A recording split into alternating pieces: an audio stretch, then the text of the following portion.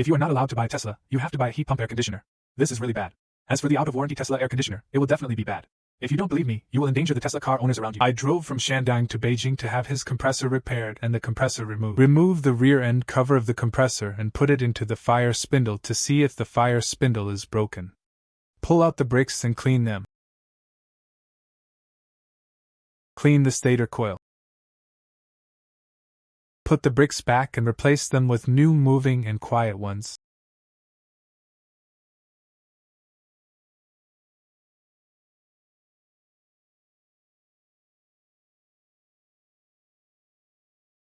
Assemble the crusher and remove the hot rod.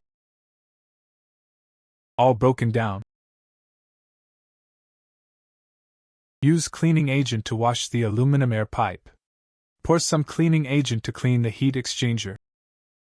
Use cleaning agent to flush the air conditioning pipes. The water that comes out will be black. Restore the heat stream and put it back again.